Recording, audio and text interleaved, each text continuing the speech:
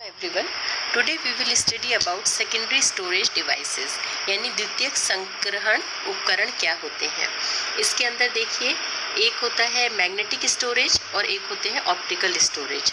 Magnetic storage के अंदर आपके है फ्लॉपी है, हार्ड डिस्क है, मैग्नेटिक टेप है, और ऑप्टिकल स्टोरेज के अंदर CD रोम। तो सबसे पहले हम देखते हैं फ्लॉपी डिस्क। फ्लॉपी डिस्क जो है, इसका उपयोग इनपुट और आउटपुट दोनों में होता है। ये पतली प्लास्टिक की डिस्क होती है जिस पर पतली चुंबकीय पदार्थ की परत चढ़ी हुई होती है। इस चुंबकीय डिस्क पर सूचनाओं को संग्रह किया जाता है, इस पर कलेक्ट किया जाता है। फ्लॉपी के मध्य में एक बड़ा छेद होता है और फ्लॉपी डिस्क ड्राइव में फिट होती है। ये डिस्क सुरक्षित जैकेट द्वारा ढकी रहती है, जिससे इनका जो मैग्नेटिक पोर्शन है वो ढक जाता है और उसे कोई भी नुकसान नहीं होता। ये डिस्क जो है 300 रोटेशनल पर मिनट यानी 300 RPM की गति से घूमती है। इस डिस्क पर एक के ऊपर एक ट्रैक व सेक्टर उपस्थित होते हैं। सूचनाएं डिस्क के सेक्टर पर संग्रहित रहती हैं। सूचनाओं को डिस्क में संग्रहित किया जाता है तथा संग्रहित सूचनाओं को डिस्क के रीड राइट हेड द्वारा पढ़ा जाता है। और डिस्क के किनारे पर एक राइट प्रोटेक्ट नॉच होता है। जब यह नॉच खुला होता है तो हम सूचनाओं को लिख भी सकते हैं और पढ़ भी सकते हैं, और जब ये नॉच बंद होता है तो हम सूचनाओं को केवल पढ़ सकते हैं। तो ये है फ्लॉपी डिस्क के बारे में। फ्लॉपी डिस्क के अंदर देखिए, आपको सॉफ्ट सेक्टर फ्लॉपी होती है, हार्ड सेक्टर फ्लॉपी होती है। सॉफ्ट सेक्टर फ्लॉपी होती है वह फ्लॉपी जिसे बार बार फॉर्मेट किया जाता है। दूसरा हार्ड सेक्टर फ्लॉपी, वो फ्लॉपी जिसके निर्माण के समय स्थायी रूप से ट्रैक व सेक्टर का निर्माण किया जाता है, इसे पुनः फॉर्मेट नहीं कर सकते हैं। ठीक है, अब आकार के आधार पर ये हो गई कि ये जो फ्लॉपी होती है इसका आकार, ये कई आकार की मिलती है। सामान्यतः इनका आकार 5.25 इंच और 3.5 इंच का होता है, और आजकल मुख्यतः 3.5 इंच की फ्लॉपी को ज़्यादा काम में लिया जाता है। डबल साइड और डबल डेंसिटी फ्लॉपी होती है। इस प्रकार की फ्लॉपी में दोनों तरफ सूचनाएं संग्रहित की जाती हैं। ऊपर की सतह को जीरो साइड और नीचे की जो सरफेस है उसको वन साइड कहा जाता है। इसके फ्लॉपी के देखिए उपयोग क्या है। इनका उपयोग बहुत आसान है। इसे एक स्थान से दूसरे स्थान पर ले जाना आसान है। इसकी सहायता से सूचनाओं को एक कंप्यूटर से दूसरे कंप्यूटर में डाला जाता है और ये बहुत सस्ती होती है। नेक्स्ट ये जो मैग्नेटिक स्टोरेज है वो है मैग्नेटिक टेप। ये जो चुंबकीय टेप को बड़ी सूचनाओं के संग्रहण में काम में लेते हैं। मैग्नेटिक टेप पर से सूचनाएं मिटाकर बार बार काम में ली जा सकती हैं, लेकिन मैग्नेटिक टेप पर लिखना और पढ़ना फ्लॉपी की अपेक्षा धीरे होता है। मैग्नेटिक टेप 1/4 इंच चौड़ाई की प्लास्टिक की पट्टी होती है, जिसके एक तरफ चुंबकीय ऑक्साइड की परत चढ़ी हुई होती है। चुंबकीय टेप में अंक गणितीय तथा लिखित सूचनाओं को संग्रह किया जा सकता है। प्रत्येक अक्षर 7 बिट में संग्रहित किया जाता है। इसके देखिए एडवांटेजेस ऑफ मैग्नेटिक टेप क्या है कि बहुत अधिक सूचनाओं को संग्रहित किया जा सकता है। आजकल टेप की संग्रहण क्षमता जो है वो 640 MB 2 GB होती है।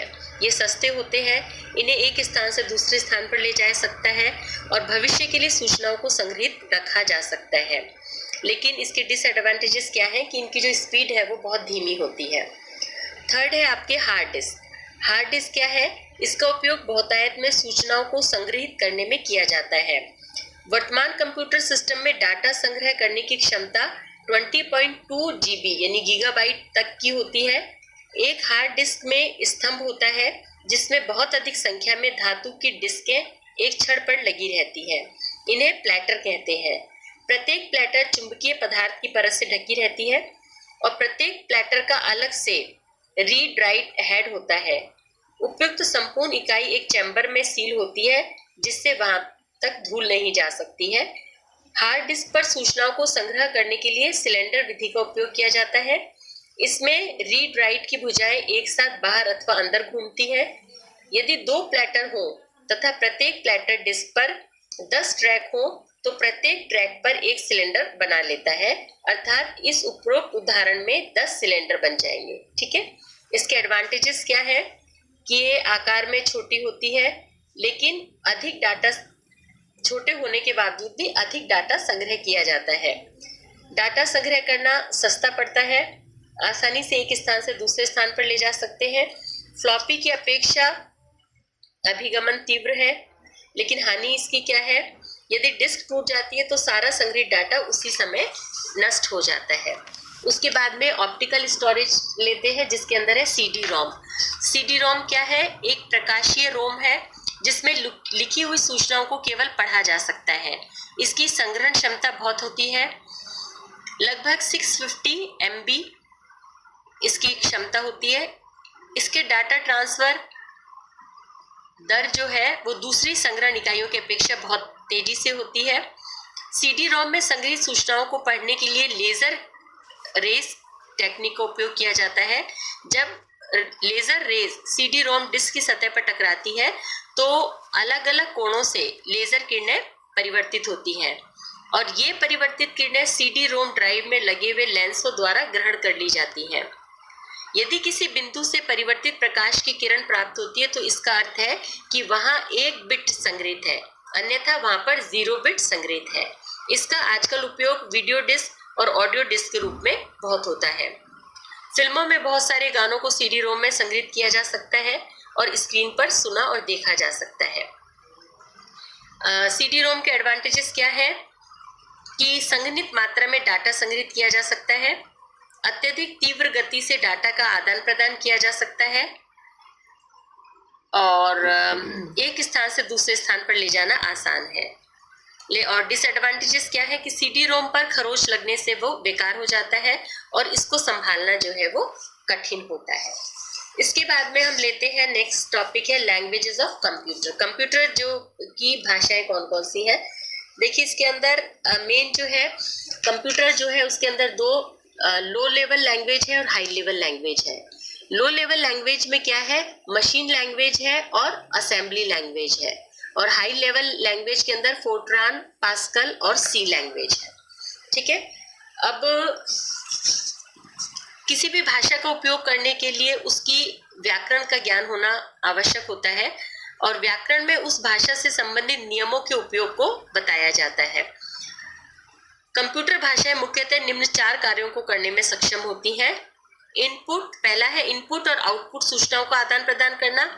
सेकंड, अंकगणितीय गणनाएं, और थर्ड है तुलना और तार्किक कार्य, और फोर्थ होता है डाटा व सूचनाओं के अभिगमन में। ये 4 जो है, ये 4 कार्य करने के अंदर ये जो है वो सक्षम होती हैं। अब हम लेते हैं क्लासिफिकेशन। ये क्लासिफिकेशन आपको बता दिया लो लेवल लैंग्वेज और हाई लेवल लैंग्वेज के अंदर। अब देखते हैं सबसे पहले लो लेवल लैंग्वेज क्या होता है।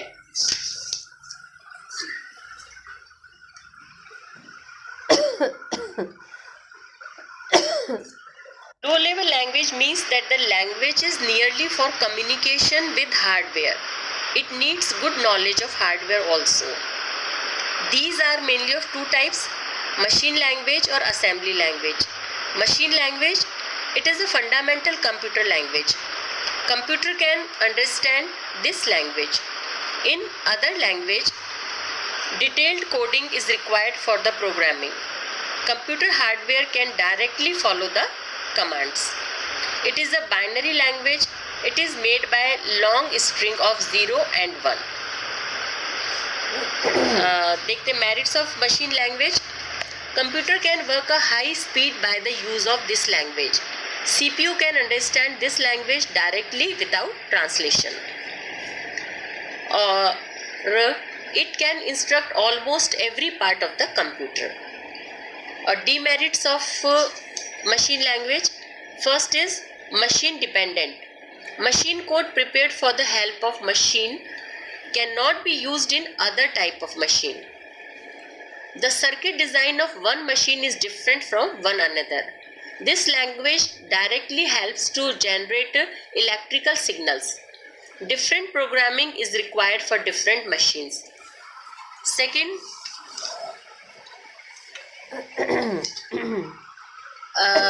डिफिकल्ट राइट प्रोग्राम, यानी जो प्रोग्राम लिखना है वो बहुत कठिन होता है। मशीनी भाषा को सीखना एक कठिन और मेहनत का काम है।